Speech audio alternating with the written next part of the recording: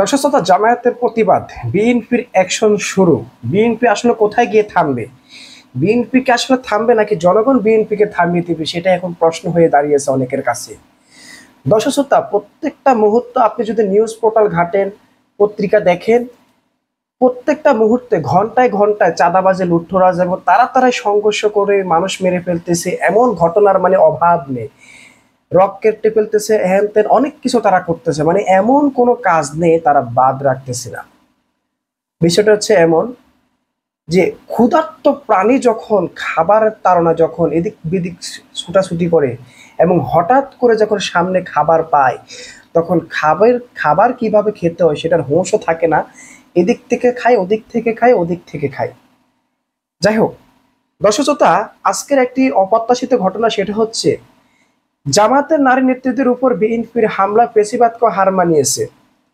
আজকের যে ঘটনা আপনারা দেখেছে সেটা হচ্ছে লজ্জাজনক বিষয় হচ্ছে আপনার মহেশপুরে, ঝিনাইদহের মহেশপুরে জামায়াতের নারী নেতৃত্বের উপর বিএনপির সন্ত্রাসীদের হামলার ঘটনা ঘটেছে এবং সেখানে তীব্র নিন্দা প্রতিবাদ জানিয়েছেন জামায়াত ইসলামী। মহেশপুরের এই ঘটনা মূলত জামায়াত নারীরা সেখানে একটি বৈঠক করেছিলেন, আলোচনা সভা বলতে পারেন, বৈঠক করেছিলেন এবং সেখানে গিয়ে হামলা চালায় বিএনপির নেতা কর্মীরা। পরবর্তীতে সেটা ভাইরাল হয়ে যায়।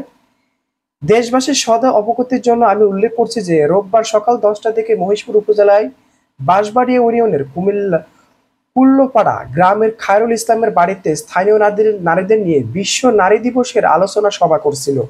এই সময় ওই এলাকায় বিএনপি সন্ত্রাসী আল আমিন, জুমুর সাহেব, সোহেল ও আশরাফুল হাতুড়ি কাছে ও বাঁশের লাঠি নিয়ে জামাতের নারী নেত্রী হাসিনা খাতুন সহ অন্যান্য নারীদের উপর হামলা করে এবং খারাপ ভাষায় তাদের গালিগালাজ করতে থাকে।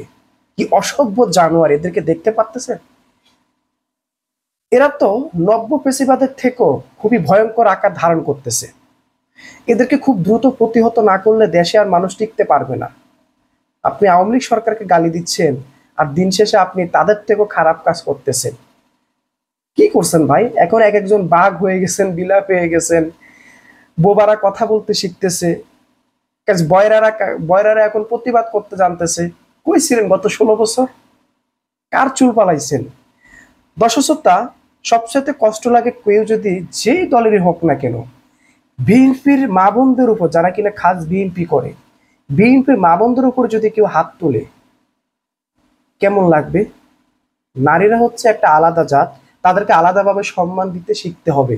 আর এই কুলাঙ্গাররা কি কাজ করতেছে? কে ওখানে কি তবুও মতো কি টেম্পুবাজি করতেছে, চাঁদাবাজি করতেছে, নাকি পাতা ডইলা খাইতেছে? এদেরকে আসলে আইনের আওতায়, আইন তো নাই দেশে, আইন তো নাই, আইন আগে যে অবস্থা এখনো সে অবস্থা। তো যাই হোক, আপনারা দেখেছেন যে নব্য ফেসিবাদী আওয়ামী লীগ সরকার কিভাবে দেশ থেকে পালিয়েছে। ওরা তো ভারতে গিয়ে পালিয়েছে, এরা কোথায় গিয়ে পালাবে? এটাই শুধু আফসোস রয়ে গেল। ভাই এখনো সময় আছে, ঠিক হয়ে যান। জনগণ আপনাদেরকে এখনো পছন্দ করে, তাই নিজেদের আপনার যে সম্মান, যে মর্যাদা এখন আছে সেটা হারাবেন না।